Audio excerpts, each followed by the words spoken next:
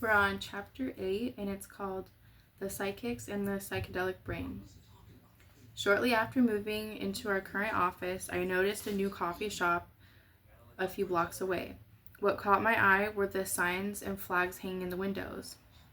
There was an LGBT trans pride flags from various countries, and signs written in sign language, which is American Sign Language. This created a very inclusive and accepting vibe that I was instantly drawn to. Everyone was welcome. When I had a chance to go there for coffee, I immediately noticed the merchandise counter near the front door. There were crystals and gems, tarot decks, and various books about spirituality and occult topics. What had I stumbled into? I struck up a conversation with the woman behind the counter and learned that she was also the owner, having recently moved from Eugene, Oregon, from Portland. Turns out Julie Ross, who you met briefly in chapter 6, was a psychic medium. She was also a tarot reader and energy healer. She also taught psychic development classes at the coffee shop. Because I tend to have a skeptical nature and don't necessarily trust that everyone who claims to be psychic or a medium is truly gifted in these abilities, I wanted to check her out. After a few coffee shop conversations, I invited Julie over to the office for a psychic brain mapping playdate. Before diving in, we spent a little time getting acquainted. Julie told me that her mother and grandmother both had psychic abilities, but came from a strict religious background and were not allowed to explore that part of themselves. She indicated that, for the most of her life, she did the same thing, denying or avoiding her abilities. It is when Julie stopped using cannabis and alcohol and developed a disciplined meditation practice that her gifts strengthened, and she stepped into them fully. That was 14 years ago. When I asked Julie how psychic process works for her, she described it as dialing a radio receiver until she finds the frequency of the other person or spirit. Once she finds it, she can go back to it rather easily. She suggests that this may be the same process that happens for spirits. They look for a signal match and then come through. Since part of my journey is to develop my own skills, I asked if she had any advice for beginners. Julie said the most important thing is to listen and trust your intuition. Following that, she indicated that it is important to learn to quiet your mind and stay relaxed. Because this was our first official meeting, I left the format open and flexible. I told Julie she could do whatever she wanted, and we would just collect some EEG data and see what was happening in her brain. She indicated that she often did work while holding various crystals and stones. Crystals and specific gems are believed to hold vibration qualities that can help with the healing and concentration and creativity. Because they are composed of stable patterns of molecules, they are thought to help with channeling or directing energy. Julie brought a few of her favorites with her, curious to see if they showed different patterns in her brain. The spontaneous way this testing emerged was almost like speed dating. After I recorded a baseline EEG, Julie would hold one of her crystals and tune in, verbally reporting whatever was happening. After about a minute, we would pause and she would switch crystals and repeat the process. This by itself was impressive. It suggested that she did not require any preparation time, meditation, or prayers. She could just drop right in. She began by holding a multi-faced pure quartz egg. She described seeing a woman standing behind me and a small dog going around her feet. This person was wearing a medicine pouch that had something in it. This entity communicated to Julie that I was on the right track. I assumed this meant the work I was doing, attempting to understand and explore the psychic brain. The being encouraged me to look at the bigger picture and avoid rabbit holes. This was sound advice. Quit that. Ew. This was sound advice that I tend to get excited about. A lot of things that can draw my focus away. Julie indicated that this experience felt more like a mediumship. Julie switched to blue quartz stone. She said, "There's not much going on here." She told me I should dot my I's and cross my T's. I'm not sure what that was in reference to. Mama. What? Mama. But it seemed to be another suggestion to stay focused and clear what I was doing. Julie also mentioned that she was connecting with the person who gave her. As soon as she picked it up, Julie immediately said, "You are on something. You are onto something." And then said, "If you want to remember something, use crystals. They can help with information." She went on to state that it is possible to use crystals in creative and innovative ways. The purpose of this experiment was to see if Julie's brainwaves changed in relation to which crystal she was holding. The idea was essentially interesting, given that she only spent about 1 minute with each crystal. Based on a typical brain response to task switching, you would not expect that this would be enough time to shift brain wave activity in any significant way, much less showing a difference between 1 minute intervals. To begin, I collected some baseline EEG data while Julie was sitting doing nothing with eyes closed, then with eyes open, and then while having a relatively mundane conversation. Then I recorded her while she held each crystal. Later, I analyzed the data by comparing the baseline EEG data with the crystal data. This produced a series of brain maps that showed differences between the two recordings. Areas that are darker indicate a significant increase of activity in the particular EEG band, while areas that are lighter indicate significant decreases of activity. And here's the picture. Why is that blurry? That was X. That was X. And here's the pictures on the next page. I don't know why it won't focus. Okay. When you look at this head-to-head comparison, the results are pretty interesting. The first thing I noticed was that the pattern for the fast brain waves were similar across all of the crystal conditions. There was increased activity in prefrontal cortex as well as on the right temporal/parietal area. This is the same area implicated in Janet's. Those are limes, baby. There was a significant increase of delta and theta, the slowest brain waves, with the first and third crystals, while the second crystal showed a decrease of delta and no real change in theta. Okay. When you look at this head-to-head comparison, the results are pretty interesting. The first thing I noticed was that the pattern for the fast brain waves were similar across all the crystal conditions. There was increased activity in prefrontal cortex, as well as on the right temporal parietal area. This is the same area implicated in Janet's shamanic channeling, as well as during spiritual communication. At the same time, there was a decrease of activation in the left central temporal region. Hear my hand, Mom? I see it.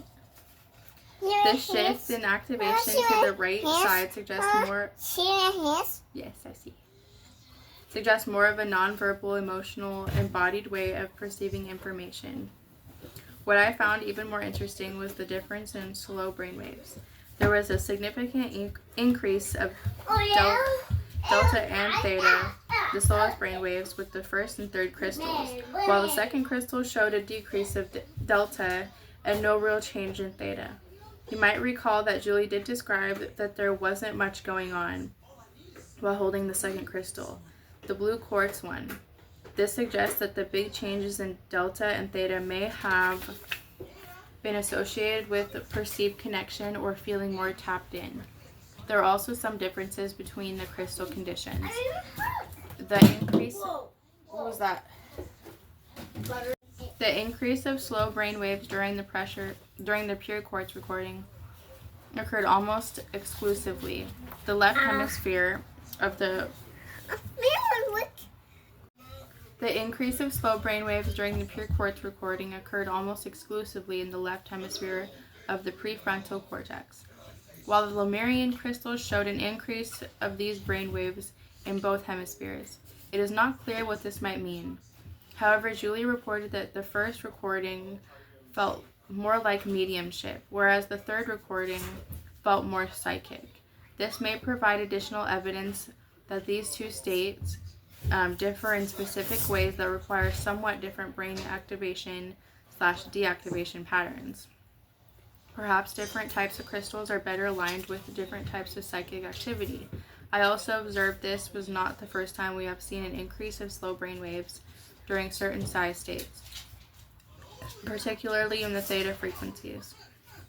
Because theta dominance in adults can create a sort of dreamy, trance-like feeling similar to the sensation just before falling asleep, it can sometimes be difficult to recall the insights or messages received when in a purely theta state.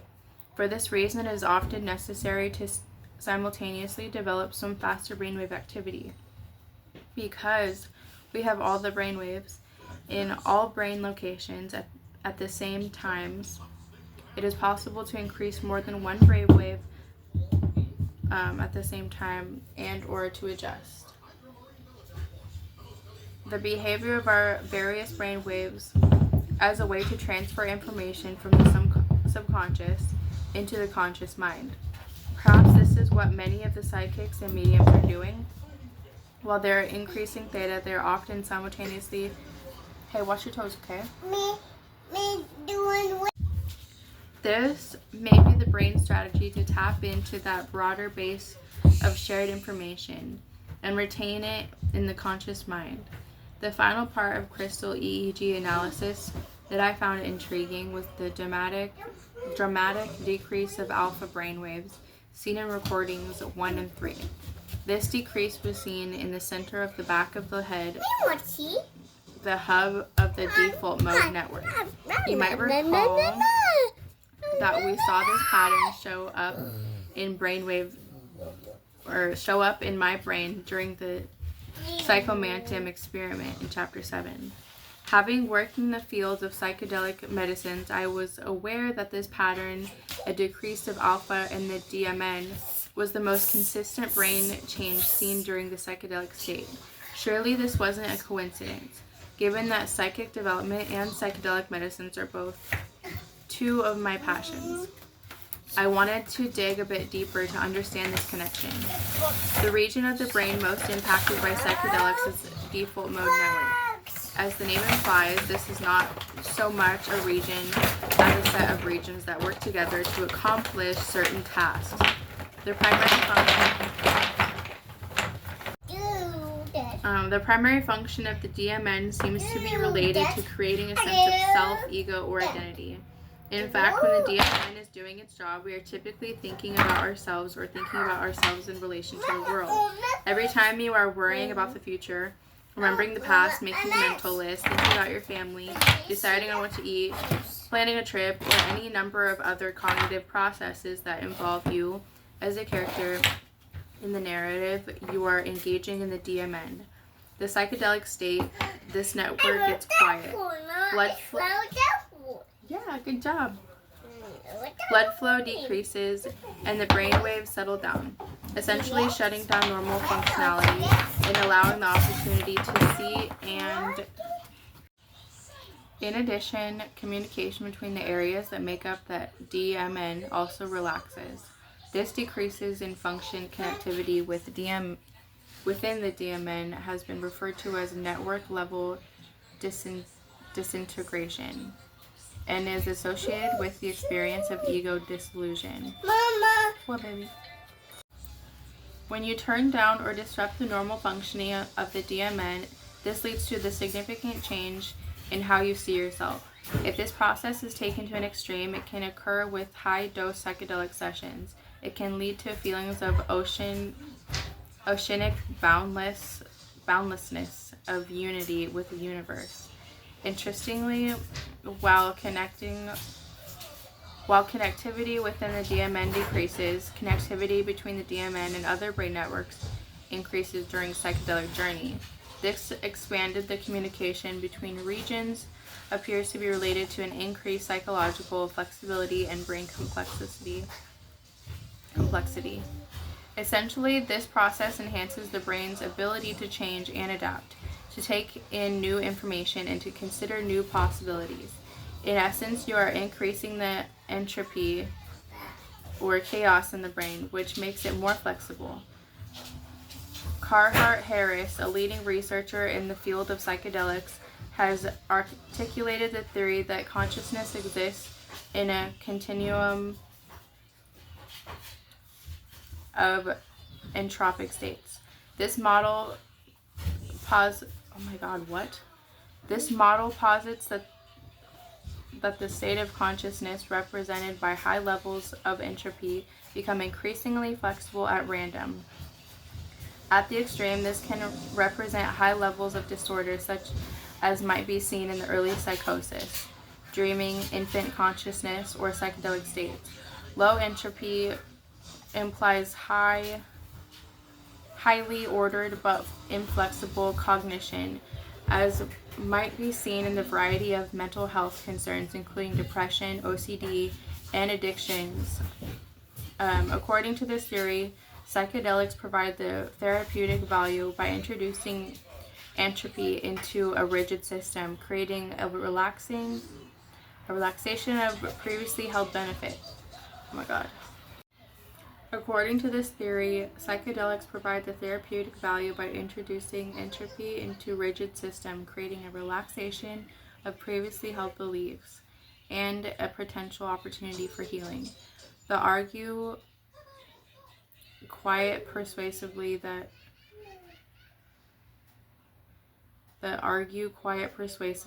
DMN is generally organized to limit information in an effort to maintain a consistent and coherent sense of self. In this way, the normal consciousness experience during regular waking reality can be considered somewhat rigid.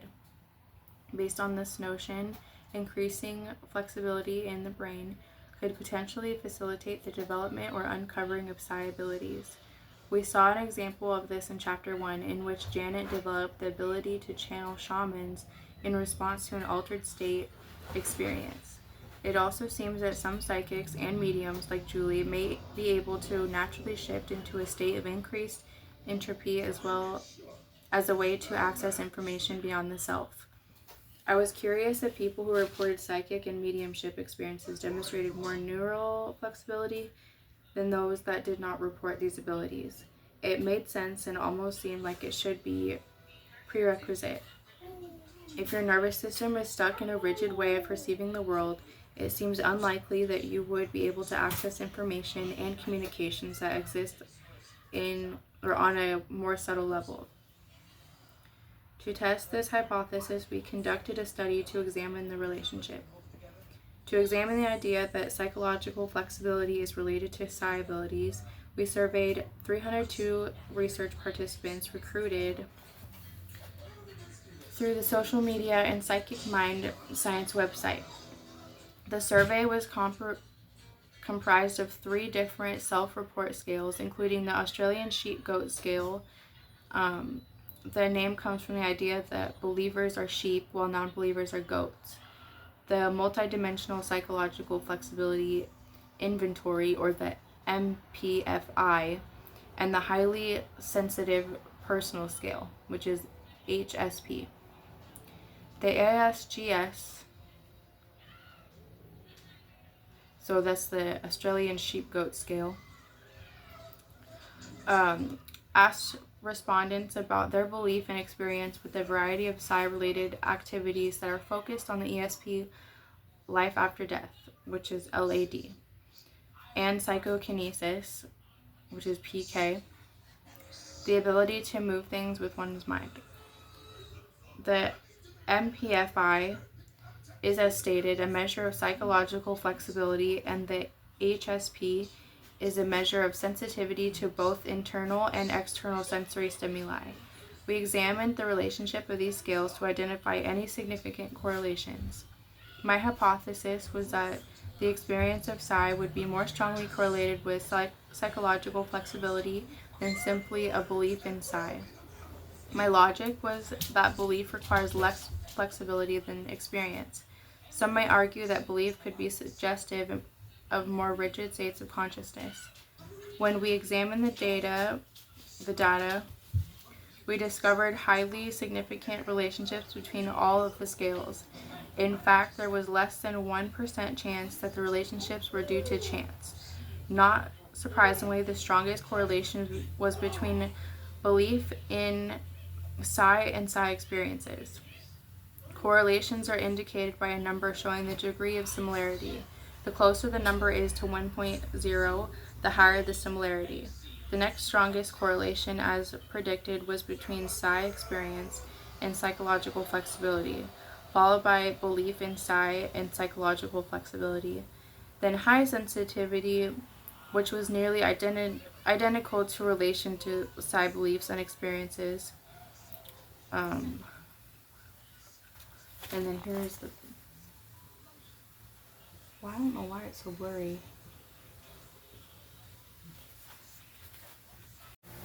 Based on these results and common sense, it seems that those reporting experience of psi generally have more flexible/higher entropy brains than those with no psi experience.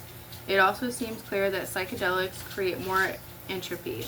However, there was still not a clear connection between psychedelics and psi experience. Was there any more direct evidence that using psychedelics could enhance or influence psychic abilities? As I considered this question, I immediately thought of my friend Kat Kaiser. While I did not know Kat well, I knew that she has been involved in psychedelic medicine work for many years. I also knew that I also know that she practiced nature-based magic. I wanted to hear her thoughts on the subject. When I first reached out to her about these questions, I sent a message on Facebook. Okay, it seemed like a pretty direct...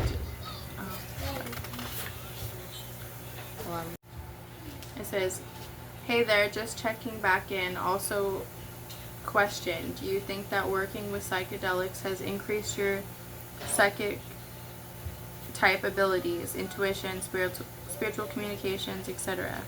And she said, "The answer to your question is an undeniable yes. I absolutely believe my work with psychedelic medicines have opened... I absolutely believe my work with psychedelic medicines have opened my psychic channels to intuition and spirit. In fact..." Oh, that's it. Okay.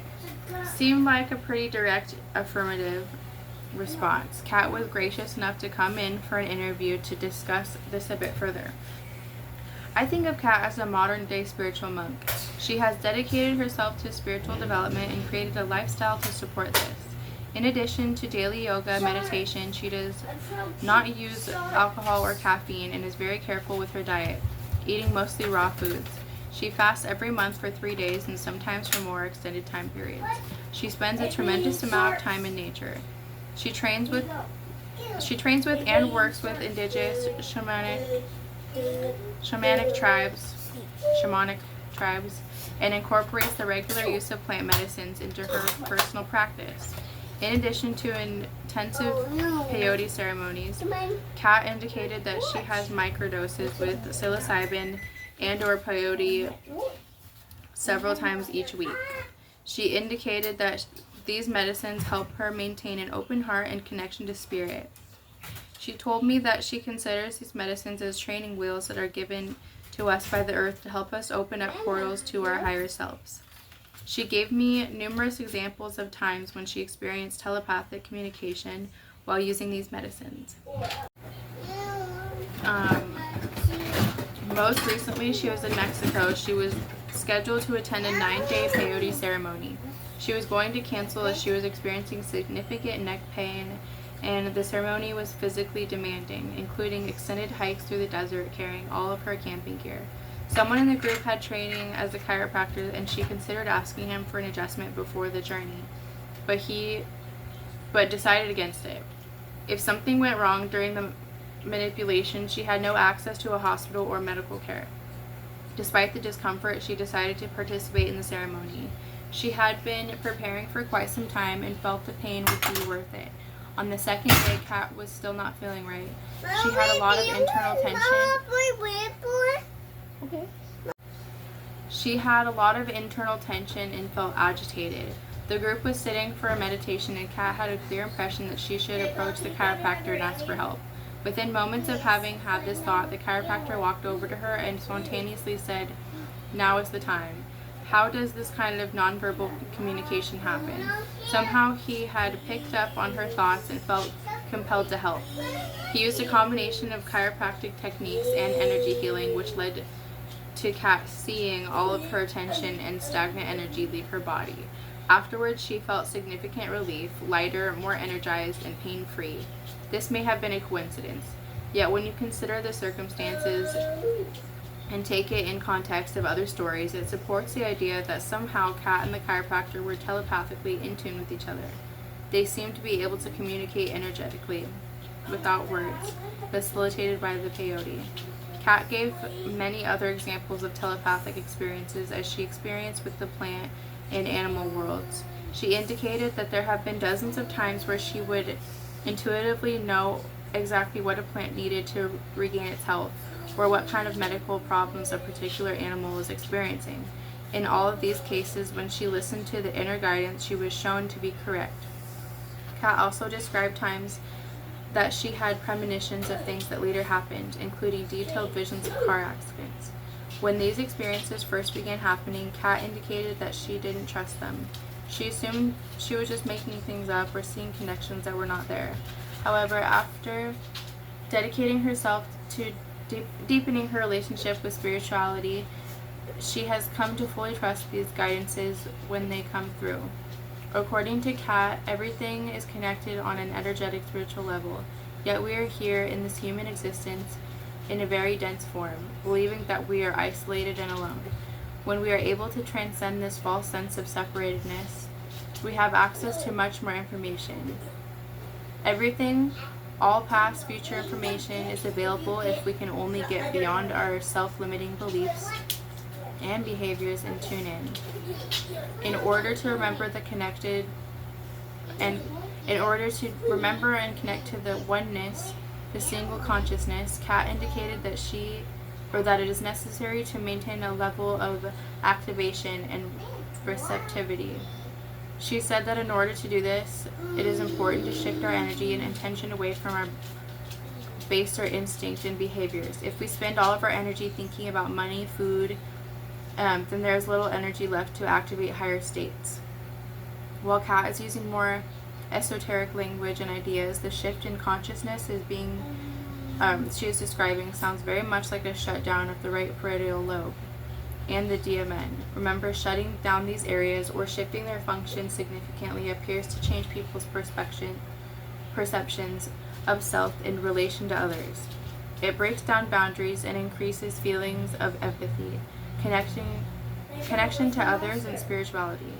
It allows an opportunity to experience a unity consciousness. Of course, if all information is always available, then our task is to get out of our own way. According to this understanding, we are essentially blocking ourselves from this information because of our self-limiting ideas of who we are. Psychedelic type experiences can potentially provide access to this oneness, helping us remember who we are outside of our limited identity. Overlapping with my work on this book, I was involved in a year-long training program to facilitate psychedelic-assisted therapies. Even though the state of Oregon had voted to legalize the use of psilocybin when working with and trained facilitator, this program had not been implemented at the time of this writing. Instead, I was working with a couple physicians to offer ketamine-assisted therapy. Ketamine was provided by the FDA in 1970 for use as an anesthetic. In fact, it is identified as an essential medication by the World Health Organization due to its usefulness and strong safety profile. When used in lower doses, it can create a significant level of dissociation, allowing the person to form a separation from their ordinary reality and usual sense of self. Used in an appropriate context, this medicine has been found to be effective in the treatment of resistant depression, pain, addictions, obsessive compulsive disorder, and various other mental health concerns. Some of these effects appear due to the medicine's ability to increased entropy, and psychological flexibility. As part of my training, as well as for personal growth and exploration, I have personally worked with this medicine several times. One of these journeys was shortly after my conversation with Kat, and I was struck by the similarity of her perspective and my experience. After creating a pleasant and comfortable space in my spiritual practice room, I placed the chopped up ketamine in my mouth and maneuvered the pieces under my tongue. This is used for sublingual administration. Essentially, the ketamine enters the bloodstream through the blood vessels in the mouth, which are particularly receptive under the tongue. For the most effective session, it is recommended to hold the saliva in your mouth for 15 minutes or so to allow it to fully dissolve and for the maximum amount of the medicine to enter your system. After putting the ketamine in my mouth, I put on my headphones, turned on a Spotify playlist I created especially for ketamine journeys, put on my mindful eye shades, and laid back. The medicine is a little numbing in the mouth, and it can be uncomfortable to hold in the mouth the saliva for an extended period, but I was already beginning to feel a bit altered even before the 15-minute time limit. I spit out the saliva and laid back, relaxing in my moon pod beanbag chair. It did not take long before I was deep into psychedelic journey. I remember being a bit surprised as I had taken this amount of ketamine before with only a mild psychedelic experience. For whatever reason, this experience was much more intense. I very quickly lost track of my body. Actually, this is not even a fair way to describe the experience. It is more like I forgot I had a body. My consciousness was moving through a variety of flowing experiences, all directed by the music. In this state, the music and the visual experiences felt intimately connected. It was as if the music directed the movement and flow of energy I participated in. The experience was generally pleasant or neutral as my consciousness observed the interconnectedness of various abstract energies flowing into each other, influencing each other, balancing each other in dynamic, organic way that felt very much that I was observing the real nature of reality. Everything was ultimately this dynamic flowing of energy. It was all vibrating at different frequencies, morphing into various landscapes and figures before melting again. Every movement that appeared in this timeless space existed and then was reabsorbed, shifting into something else. In these moments, I understood that everything is part of this process, including each of us. The idea that we're all separate identities, the importance we place on ourselves, our jobs, and our status are all ridiculous in this context. In reality, this physical form will die, and our consciousness will return and join with this primordial energy pool before eventually becoming part of something else. As I began returning into my body, I was able to shift back and forth between this more fluid, basic reality and my manifested form as Jeff. I realized that's what Kat described was true. Everything is connected, and the key to psychic PK energy healing or spiritual communication skills is to understand this reality and learn to move beyond the limited consciousness that is temporarily manifested in our human form. From this space, I didn't want to come back. I didn't want to be limited by my body and my thoughts. I knew that I would be sucked back into the dense version of myself in which my realizations felt distant and somewhat unreal. If all that sounds kind of intense, it should, because it was. It was not scary. It was actually comforting. It was like seeing behind the curtain of The Wizard of Oz, getting a glimpse and the experience of how things really work, and understanding that our consciousness is much larger than we can imagine. In fact, this is common for people having an intense psychedelic experience to report that the experience felt more than reality. It would take one step further. I believe that experience such as one I just described or touch points into a higher reality. These realities are real. It is not just something the mind makes up. It is the truth. You know when you understand something deep in your spirit, down in your bones, this is the feeling. And it is no wonder that these experiences can be life-altering. While I did not specifically have a telepathic experience and some type of spiritual communication, I did get to see beyond the veil. I was able to see how these abilities might work, why it is possible to communicate with non-corporeal beings, or travel through time, or know something you shouldn't be able to know. This experience and understanding demonstrated to me the importance of an openness, flexibility, trust, and letting go. These psychological mental capacities may be prerequisite to an access of our psi potential. Next, I want to know if any of these ideas have been studied before, to know if there was any scientific evidence that psychedelics could influence psychic abilities. The connection between anomalous experiences and altered states of consciousness is well established, particularly in relation to the use of psychedelics. With minimal digging, I found several studies that seem to support this connection. Here are the highlights. 62% of those using ayahuasca, a South American plant-based psychedelic, we already know that.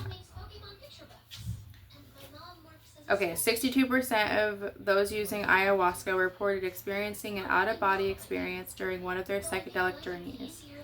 Those who frequently use psychedelics are significantly more likely to having an out-of-body experience than non-psychedelic users. Near-death experiences are relatively common during certain psychedelic experiences, particularly with the use of DMT or ketamine. Encounters with some form of discarnate entity are estimated to occur in about half of the high-dose DMT experiences. Experiences of telepathy during the use of cannabis has occurred up to 83% of respondents. Of course, not everyone interested in gaining cognitive psychological flexibility is interested in working with psychedelic medicines. Luckily, there are many other non-medicine approaches to inducing a psychedelic-like altered state, including vibroacoustic therapy, float tanks, and certain styles of meditation, like breathwork. This type of sound therapy that translates the frequencies of the sound into vibrations that are then felt throughout the body. It's called vibroacoustic therapy. This process can be accomplished through a range of specifically designed message cables, mats, chairs, backpacks, or wristbands. While these devices are generally used to induce a state of relaxation, they're also used for a wide range of physical and mental health concerns. It is unclear exactly why this approach seems helpful for so many people, although it is suspected that the bodily vibration increases a vagal tone, leading to a significant relaxation response. When the vibration is paired with certain kinds of music, it can lead the user into a deep meditative trance-like or even psychedelic state. This is a safe approach and is generally pleasant. Some of the devices we recommend include the Sensate Vibroacoustic Pod and In Harmony Meditation Cushion and the Subpack Vibroacoustic Backpack. And you can Google those because there's links right here, but obviously I can't give those to you. Sensory deprivation tanks entered the public consciousness in 1980 with the film Altered States. The film follows a scientist who begins experimenting with other states of consciousness, believing them to be real as waking consciousness. The primary method of investigation involves spending time in a sensory deprivation tank, often aided by a variety of psychedelic drugs. The story gets a bit weird as the main character enters a deeper and stranger states of consciousness, leading to actual physical transformation into more developed species. The film was partially based on the work of Dr. John Lilly. Lilly was a neuroscientist, psychoanalyst, philosopher, and psychonaut. He is credited with creating the first sensory deprivation tank in 1954 as a means to reduce as much external stimulation as possible. allowing the unfiltered experience of human consciousness. The sensory deprivation tank experience involves stripping down and getting into a self-enclosed pod that is partially filled with skin. Oh my god, I'm sorry. That is partially filled with skin-neutral salt water, which is 93.5 degrees. There is so much salt in the water that you float effortlessly, as the Dead Sea. When the pod closes, all sound and light block out. In this environment, you have access to very little of your typical sensory experience. There is nothing to see, hear, feel. In fact, your body doesn't even have any weight. A typical float session lasts between 45 to 90 minutes, and you can lead to deep feelings of relaxation. For this reason, they are often used therapeutically for the reduction of pain and or stress. For some people, this float experience can also lead to altered states of consciousness, including recalled old memories, internal journeys, profound insights, intense feelings, and in some cases hallucinations. As part of a qualitative study conducted by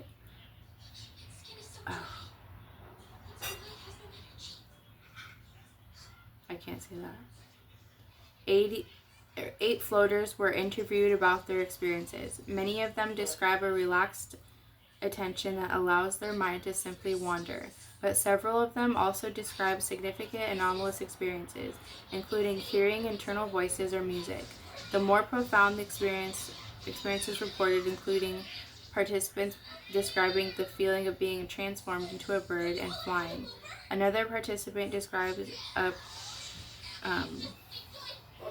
perinatal experience. Other participants describe having an out-of-body experience and feeling transported to another world, as if they're floating in space.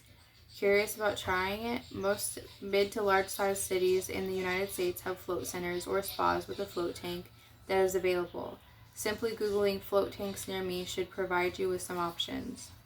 A recent survey of 3,684 people found that the consistent meditators were significantly more likely to have a paranormal experience compared to non-meditators. For example, of those surveyed, 34% of the meditators reported having seen or spoken to an angel or spirit guide, while only 10% of the non-meditation group endorsed the same question. Similarly, 44% of the meditators had a premonition of something that later occurred, while 20% of the non-meditators reported such an experience. Other research on meditation has shown that certain styles of meditation increases entropy within the alpha and gamma brainwave bands. Meditation and psychedelics also share the brain changes, including decreased activity in the default mode network.